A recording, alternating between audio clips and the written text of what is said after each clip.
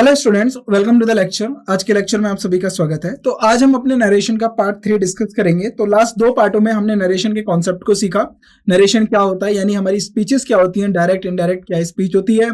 Direct में जो हमारे जो स्पीकर होता है उसके हम एग्जैक्ट वर्ड को कोट करते हैं, और इनडायरेक्ट स्पीच में हमारे पास फ्रीडम होती है, हम उनको रिफ्रेश कर देते हैं जो वर्ड्स हमारे स्पीकर के द्वारा कहे जाते हैं, राइट। और इसके साथ हमने कुछ रूल्स पढ़े थे असर्टिव सेंटेंसेस को लेकर, और किस तरीके से हम उसमें टाइम, वर्ब, टेंस और उसके बाद प्लेस का चेंज करते हैं, प्रोनाउन का चेंज करते हैं। तो आगे हम उसी को कंटिन्यू करेंगे, अपने कॉन्सेप्ट्स को ही आगे कंटिन्यू करेंगे। नाउ हमारा जो सेकंड पार्ट आता है वो होता है पास्ट कंटिन्यूअस। अगर कोई हमारा सेंटेंस या कोई हमारी डायरेक्ट स्पीच अगर पास्ट कंटिन्यूअस में है तो हमें उसके साथ क्या करना है, यानी past continuous tense undergoes modification when denoting a concluded action. अगर पास्ट कंटिन्यूअस टेंस किसी एक्शन को कंक्लूड कर देता है, कंक्लूड का मतलब होता है कि अगर वो पास्ट में इवेंट हो रहा था, और लेकिन जिस वक्त अब उसकी बात की जा रही है अब वो इवेंट हो चुका है, यानी हो गया था, उस वक्त हो गया था, तो उसको हम क्या कर सकते हैं, वो चेंज या मॉडिफिकेशन में होगा, राइट। तो अगर हमारी ओरिजिनल स्टेटमेंट अगर पास्ट कंटिन्यूअस में, for example, she said to me I was cooking dinner when the guest arrived, तो उसने कहा था कि वो डिनर बना रही थी जब गेस्ट आए थे, राइट। तो अब ये जो इवेंट है अगर प्रेजेंट सिनेरियो में रखा जाए, देखिए अब ये पास्ट में वो काम कर रही थी उस वक्त, लेकिन अब ये जो इवेंट है ये हो चुका है, क्योंकि व्हेन द गेस्ट अराइव्ड, तो तब वो खाना बना रही थी, राइट। अगर हम इसका एक्सप्लेनेशन देखें तो पास्ट कंटिन्यूअस टेंस में वॉज कुकिंग हमने यूज करा है, वॉज प्लस वर्ब की आईएनजी फॉर्म जो होती है वो हमारी पास्ट कंटिन्यूअस में होती है, is am are plus verb की आईएनजी फॉर्म हम प्रेजेंट कंटिन्यूअस में रखते हैं, राइट।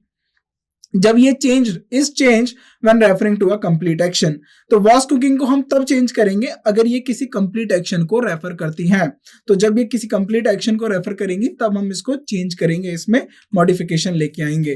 तो अगर इसका रिफ्रेज स्टेटमेंट करना हो, यानी अब ये हमारा डायरेक्ट स्पीच था, अगर हम इसको इनडायरेक्ट में कन्वर्ट करें तो अब कैसे होगा, शी टोल्ड मी दैट, उसने मुझसे कहा था, that she had been cooking, अब now she had been cooking, अब इसको हमने किस में चेंज कर दिया, कंटिन्यूअस को परफेक्ट कंटिन्यूअस टेंस में बना दिया है, पास्ट परफेक्ट कंटिन्यूअस में, had been cooking dinner when the guest arrived. तो यहां पर वॉज कुकिंग को हमने चेंज करा, वॉज कुकिंग को आपने किस में चेंज किया है, हमने चेंज किया had been cooking dinner when guest arrived. See, अब यहां पर इसका एक्सप्लेनेशन, हमने ऐसा क्यों चेंज करा, पास्ट कंटिन्यूअस जो टेंस है हैड बीन कुकिंग इंडिकेट करता है the action of cooking was ongoing. देखिए परफेक्ट कंटिन्यूअस टेंस का मतलब समझिए, पहले आपको मैं कंटिन्यूअस का समझा देता हूं। कंटिन्यूअस का मतलब होता है कि अगर कोई एक्शन ऑनगोइंग है, चाहे वो प्रेजेंट में रहा हो या फ्यूचर में ऑनगोइंग होगा, या पास्ट में हो चुका, ऑनगोइंग चल रहा था यानी उस वक्त हो रहा था, तो उसको हम जब बात करते हैं वो कंटिन्यूअस में करते हैं, यानी वो एक्शन अभी ऑनगोइंग है, लेकिन वो एक्शन ऑनगोइंग था लेकिन एक पॉइंट पे आके कंप्लीट हो गया, ये हम परफेक्ट कंटिन्यूअस की बात करते हैं। यानी had been cooking indicate that action of cooking was ongoing, जो एक्शन ऑफ कुकिंग था वो ऑनगोइंग था, और जब कंप्लीट हुआ, when was completed before the guest arrival, तो गेस्ट के अराइवल से पहले वो जो एक्शन था कुकिंग का वो कंप्लीट हो चुका था, इसीलिए हमने इसको परफेक्ट कंटिन्यूअस टेंस में रखा है। ओरिजिनल स्टेटमेंट क्या है हमारी पास्ट कंटिन्यूअस की, they said to me they were playing basketball when the rain started, तो वो बास्केटबॉल खेल रहे थे जब बारिश स्टार्ट हुई थी, तो उस टाइम तक तो ये एक्शन ऑनगोइंग है, समझिए कि बास्केटबॉल खेला जा रहा है उनके द्वारा, राइट। अगर बारिश आ गई तो ये जो इवेंट है खेलने का ये समाप्त हो गया, क्योंकि बारिश ने आके उस इवेंट को कैंसिल कर दिया।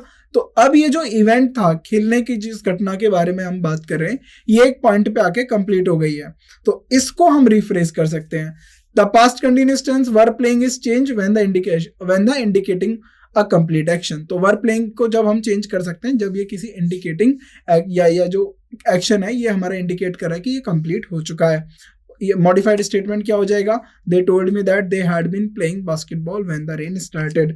तो आप पास्ट कंटिन्यूअस को चेंज कब करेंगे, अब आप मोटे तौर पे ये बात समझिए, एक्शन कंप्लीट होगा तब, यानी एक्शन कंप्लीट होना चाहिए, राइट। अगर एक्शन कंप्लीट हो गया तो अब ये क्या हो जाएगा, हमारा एक्शन अगर हमारा पूरा हो गया तो ये हो जाएगा हमारा चेंज, यानी इसमें हम फर्दर चेंज कर सकते हैं, यानी इसके स्पीच में चेंज कर सकते हैं, डायरेक्ट को इनडायरेक्ट में कर सकते हैं, हमें इस बात पे ध्यान देना है, right.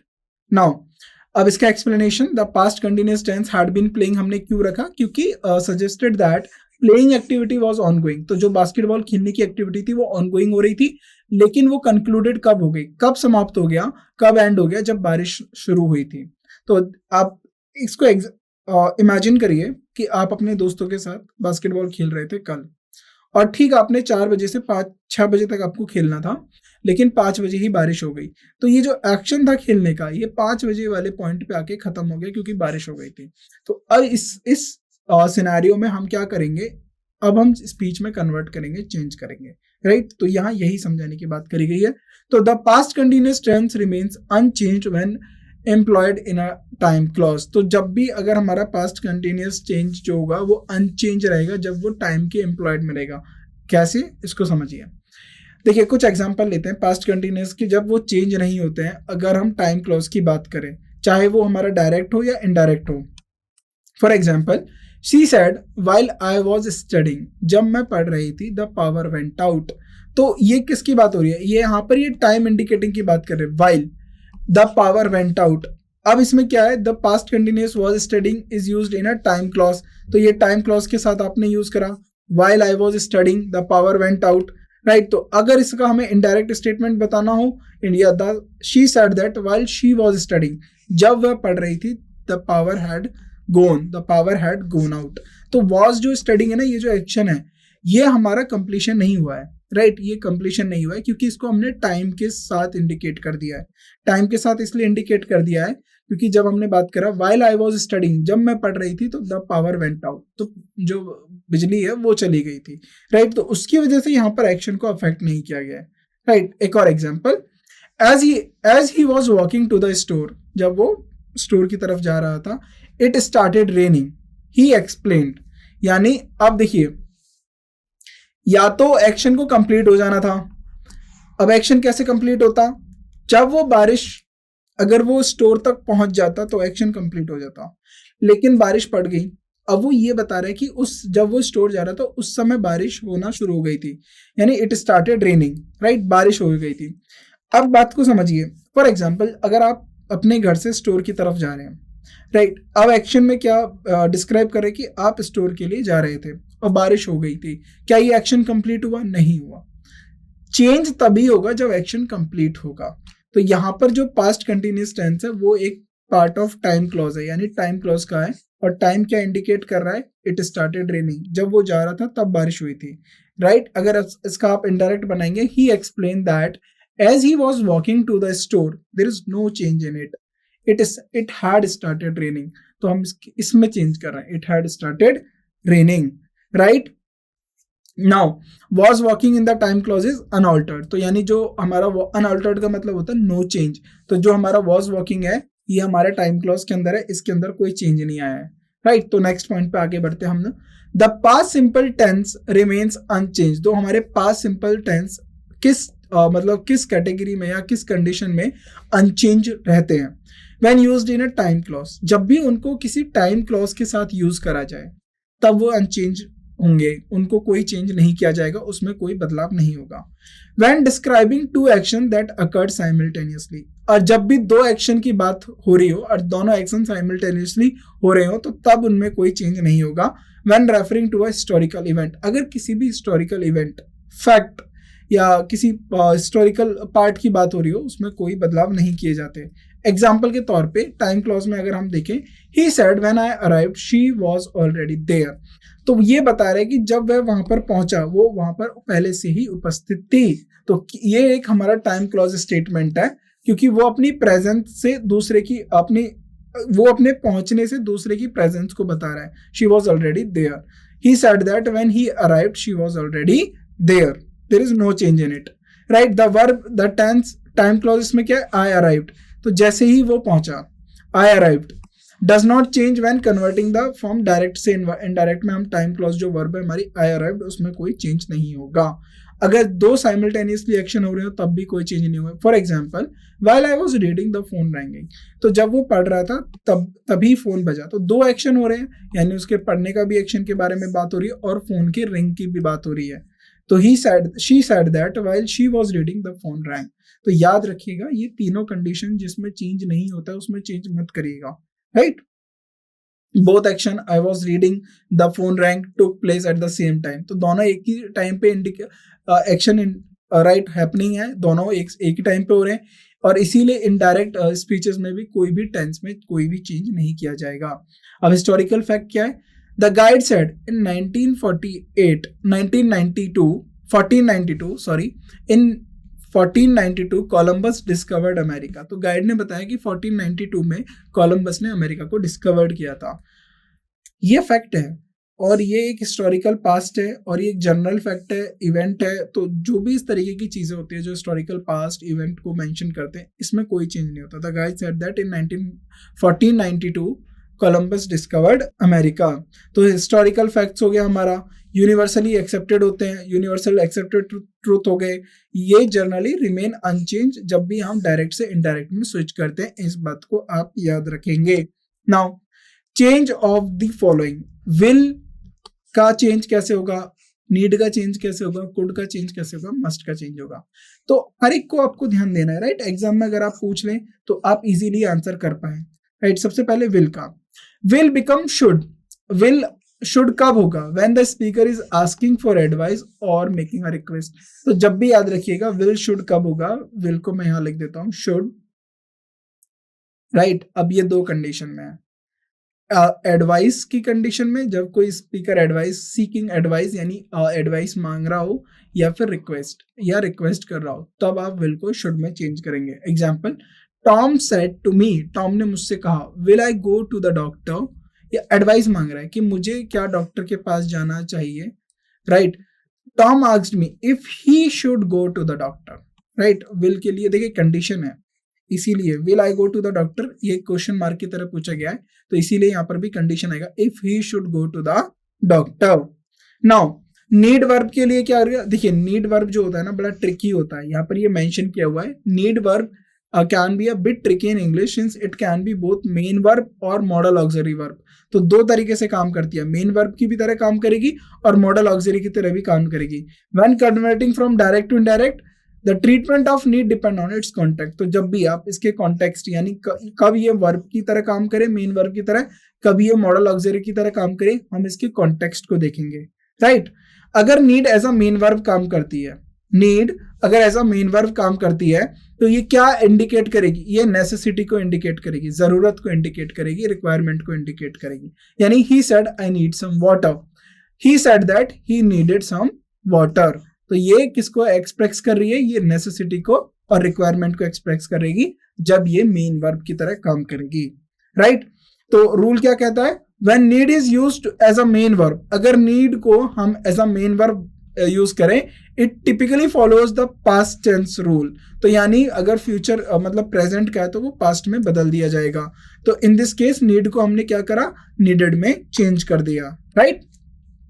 Negative need as a modal, अगर हम नीड को मॉडल में यूज करें तो ये लैक ऑफ नेसेसिटी, ये नीड क्या हो जाता है? देखिए यहां नेगेटिव वे में इंडिकेट करती है। नेगेटिव का मतलब क्या है? ये लैक ऑफ नेसेसिटी, नेसेसिटी की लैक को बताती है, कमी को बताती है नेसेसिटी की। You needn't finish today she said, तो आपको ये आज फिनिश करने की जरूरत नहीं है, उसने ऐसा कहा। She said that I need not, needn't का मतलब होता है need not finish that day. तो दैट क्या हो गया? किसी काम को लेके, यहाँ पर फिनिश दैट का मतलब है यहाँ किसी काम को लेकर बात करेगी, उसीलिए ये प्रोनाउन लिया है। और टुडे को हमने क्या लिखा है? That day. आपको पता है टाइम को हम चेंज करते हैं इनडायरेक्ट में, और प्लेस को भी, हेयर को भी देयर कर देते हैं हम डायरेक्ट से इनडायरेक्ट में, राइट। अब इनडायरेक्ट स्पीच क्या होगी? She said that I did not need to finish that day, right. तो ये एक और हमारी इसके हो गया, राइट। नाउ रूल क्या कहता है? Need is use to negative form of as a modal. तो नीड को हम एक negative form of modal use करते हैं। Need not, it remain unchanged और can be rephrased using did not need to. अगर आप इसको नीड नॉट यूज, देखिए नीडेंट को ये अनचेंज हो जाता है, या फिर इसकी जगह पर आप क्या कर सकते हो? या तो इसी को लिख सकते हो नीड नॉट, या फिर डिडंट नीड टू। इन दोनों का मीनिंग सेम होता है, ये याद रखेंगे हम लोग, राइट। रिपोर्टेड स्पीच में नीड इन क्वेश्चंस, अगर नीड अगर हमारा क्वेश्चन की तरह फॉर्म में आए, आस्किंग अबाउट नेसेसिटी, अगर जरूरत के बारे में पूछा जाए, राइट, नेसेसिटी के बारे में पूछा जाए। शी आस्क्ड, उसने पूछा, do I need to bring anything, तो देखिए ये नेसेसिटी की बात कर रहा है, क्या मुझे कुछ लाना चाहिए, तो ये क्वेश्चन की तरह फॉर्म में आया है, right. She asked if she needed to bring anything, तो यहाँ पर भी वही पास्ट वाला रूल यूज करेंगे, right. So need is usually in used in questions, it is typically convert to the past form, needed में हम इसको कन्वर्ट कर लेंगे। सो नॉट क्या है यहाँ पर हमारा कि द ऑक्सिलरी डू डिसअपियर्स, अगर जो हमारा होगा ऑक्सिलरी जो डू हमने यूज करा है यहाँ पर, डू आई नीड, ये डिसअपियर हो जाएगा कब, जब हम डायरेक्ट से इनडायरेक्ट में चेंज करेंगे। तो ये छोटी छोटी बातें ना आपको याद रखनी है, मैं इनको हाईलाइट कर देता हूँ, या आप अपने नोट्स जब लिखें उसमें याद रखें, ताकि लास्ट मोमेंट ऑफ रिवीजन पे ये चीजें आपको काम करें और क्वेश्चन को आप गलत ना करें, right. Need expressing a strong recommendation are rare uses, अगर ये इसका रेयर यूज होता है, अगर नीड किसी strong recommendation, you need to do this, you need to watch this, you need to see this movie, तो आगे मान लीजिए ये कोई मूवी किसी मोरल कैरेक्टर या फिर मोरल किसी चीज पे बेस्ड है, तो उसके लिए बोला गया है कि you need to see this movie, आपको यह मूवी देखने की जरूरत है। मे बी उसके किसी लाइफ के किसी एक पार्ट से होगा, लाइफ लेसन के बारे में कोई मूवी होगी, तो हम भी ऐसा अपनी डेली लाइफ में किसी को एडवाइस करते हैं। He exclaimed that I needed to see that movie, तो दिस को दैट हो जाता है, right, this movie that movie हो जाएगा। तो यहाँ पर भी हमने इसको पास्ट यूज करा, just like with the main verb of use, need को भी हमने इधर नीडेड चेंज कर दिया, यानी पास्ट में कर दिया जब हम नेसेसिटी की बात करते हैं, राइट। तो in all scenarios of changing from direct to indirect speech, other elements of the sentence might change too, तो दूसरे एलिमेंट्स को भी हमने चेंज करा। फॉर एग्जांपल प्रोनाउंस को हमने ऑफनली यूज करा, जैसे आई को हमने ही और शी बन गया, राइट। और टाइम एक्सप्रेशन भी हमारा टुडे को दैट डे कर दिया। तो ये चीजें याद रखनी है कि टाइम प्रोनाउन को हम चेंज कर रहे हैं, प्लेस को हम चेंज कर रहे हैं, टाइम को चेंज कर रहे हैं, right. Changes of pronouns in the reported speech, तो अब हम थोड़ा किस पे डिस्कस कर लेते हैं, अब हम प्रोनाउंस के चेंजेस पे बात कर लेते हैं जो हम रिपोर्टेड स्पीच में करते हैं।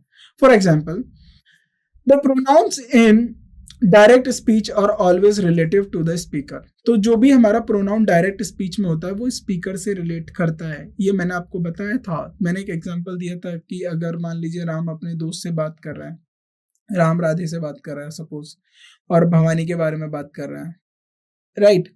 तो जब राम इनको कोट करेगा तो ये इस स्पीकर के बारे में बात हो रही होगी, right.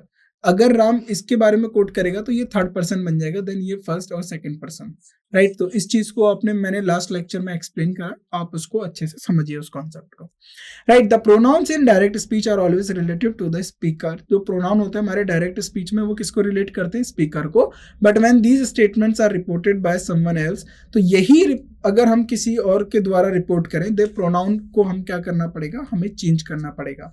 For example, first person pronoun like I, me, my, we, our, तो याद रखिएगा आई और वी, आई हमारा सिंगुलर केस में और वी हमारा किस केस में होता है, प्लूरल केस में।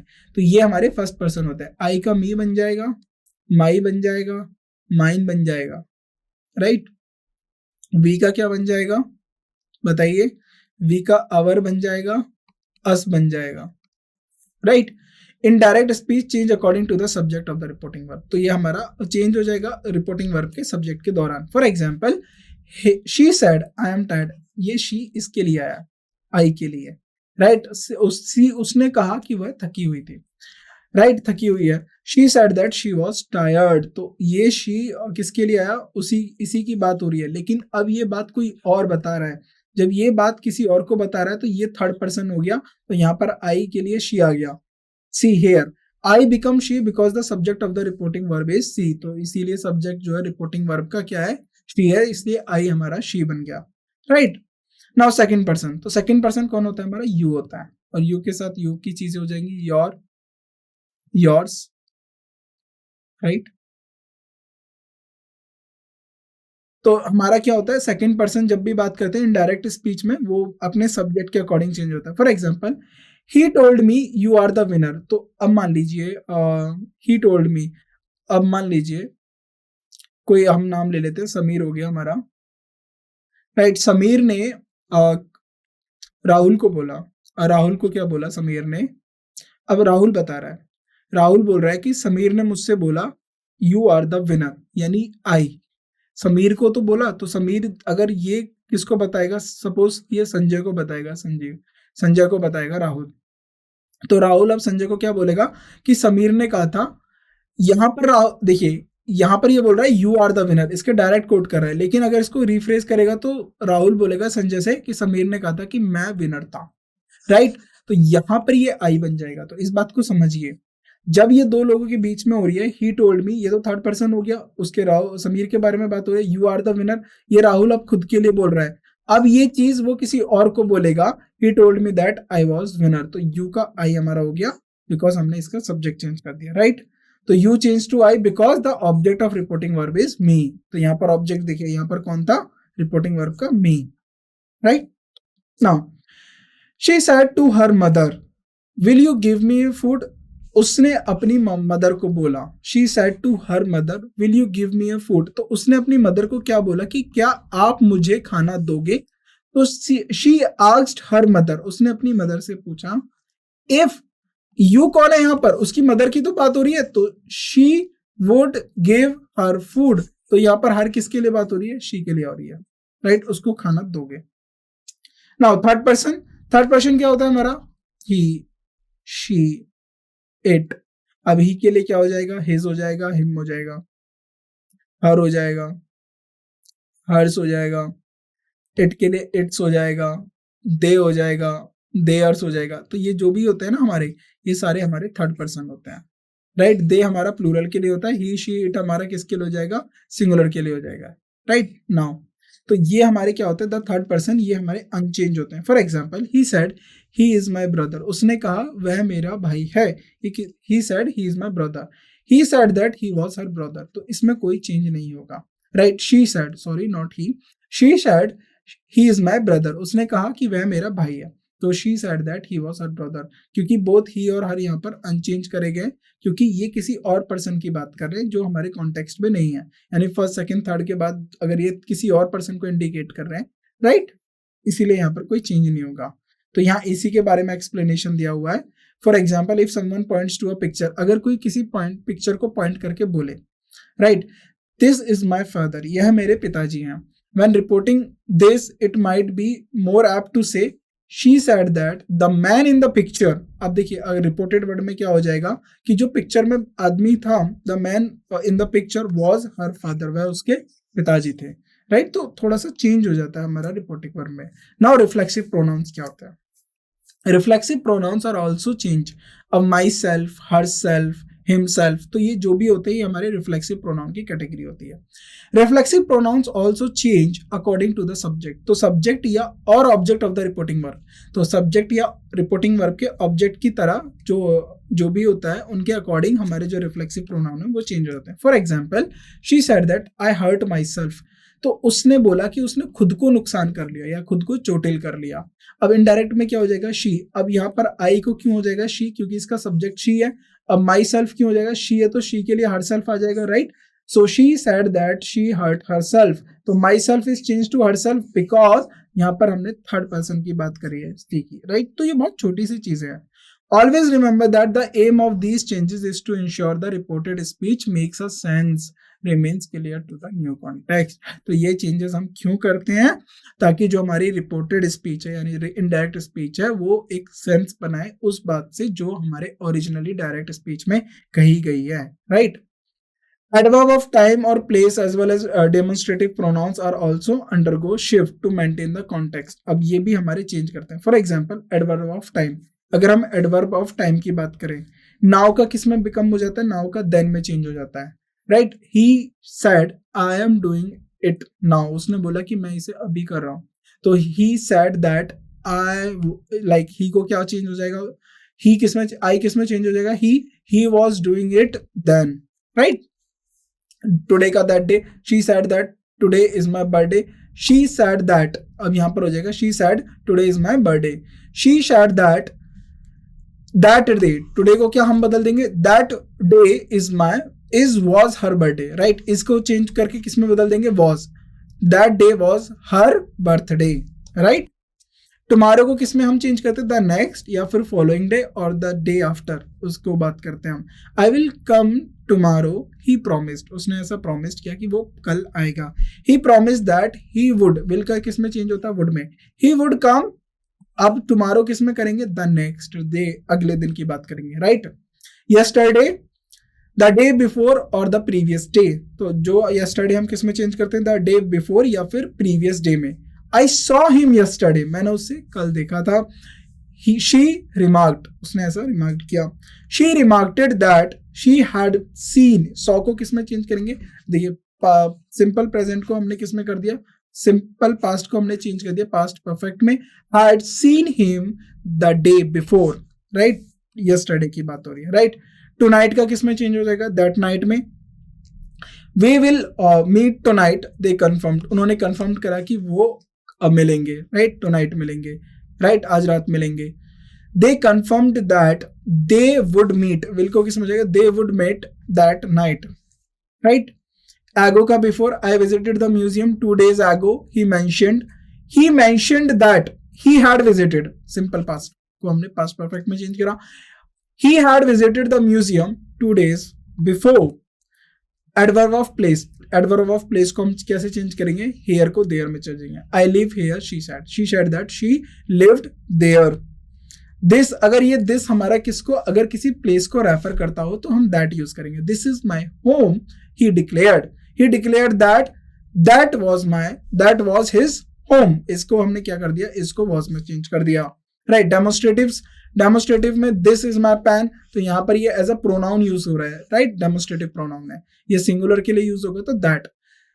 John claimed that was my को क्या हो जाएगा, his, that was his pen.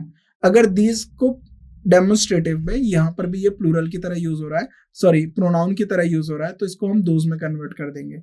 These are my books, Alice stated that those were her books, right. तो यहां पर हमारे ये कॉन्सेप्ट सारे एंड हुए हमारे नरेशन के। तो बाकी के जो कॉन्सेप्ट्स हैं नरेशन के, अब हम उनको क्वेश्चंस के साथ सीखेंगे। तो हम कुछ क्वेश्चंस प्रैक्टिस करेंगे और उनके साथ डील करेंगे हमारे नरेशन के कॉन्सेप्ट। तो होपफुली आपको यहाँ तक नरेशन समझ में आया, किस तरीके से हमने चेंज करते हैं वो आपको समझ में आ गया। और जितने भी हमारे एक्सेप्शंस हैं, और मैंने यहाँ पर पर्सनली मेंशन भी किए हैं हमारे एक्सेप्शंस, तो उन एक्सेप्शंस को पढ़ना। और अब इसमें क्या होगा, अब हम इसमें प्रैक्टिस शुरू करेंगे, नंबर ऑफ क्वेश्चंस की हम प्रैक्टिस करेंगे, जिससे हमें एक एज हो जाए या फिर हमें थोड़ा सा ईजी पड़ जाए कि किस तरीके से हम डायरेक्ट इनडायरेक्ट में चेंज करते हैं, एक कॉन्फिडेंस आ जाए हमारे अंदर। तो हम उस पर काम करेंगे क्वेश्चन प्रैक्टिस के थ्रू। अब हम रूल्स को दोबारा रिवाइज करेंगे, दोबारा उनको रिफ्रेश करेंगे अपनी मेमोरी में। और क्वेश्चंस करने से पहले, यानी अगले लेक्चर सीरीज पे जाने से पहले, आपने जो ये तीनों लेक्चर्स पढ़े इनको अच्छे से आना चाहिए, पूरी तरीके से समझ में आने चाहिए। और जितने भी एक्सेप्शंस है उनको याद रखिए, क्योंकि एक्सेप्शंस पे क्वेश्चंस बहुत आते हैं। क्योंकि हम एक जर्नल रेफरेंस या जर्नल फॉर्मूला याद कर लेते हैं, लेकिन एग्जामिनर क्या करता है, उसमें थोड़ा सा ट्विस्ट करके क्वेश्चन चेंज कर लेता है। तो उस चीज को नहीं भूलना है। जो हमारे जो टॉपिक है, जो हमारा एक्सेप्शन है, उन सबको याद रख के हमें आगे पढ़ना है, राइट। तो जितना ज्यादा हो सके खुद से क्वेश्चंस पूछिए, मतलब खुद से अपने आप को डायरेक्ट स्पीच रखिए और उससे खुद आप इनडायरेक्ट में कन्वर्ट करिए। एक्सेप्शंस याद रखिए, रूल्स याद रखिए, टाइम में कैसे चेंज होगा, प्लेस में कैसे चेंज होगा, राइट, प्रोनाउन में क्या चेंज हो रहा है। तो इन चेंजेस को याद रखिए, किस कंडीशन में चेंज होता है, किस कंडीशन में चेंज नहीं होता, ये तो बहुत इंपॉर्टेंट है, इसे आपको भूलना नहीं है। तो आज की क्लास को हम यहीं रोकते हैं, बाकी अब हम नेक्स्ट सीरीज में अपने क्वेश्चंस डिस्कस करेंगे। Thank you so much.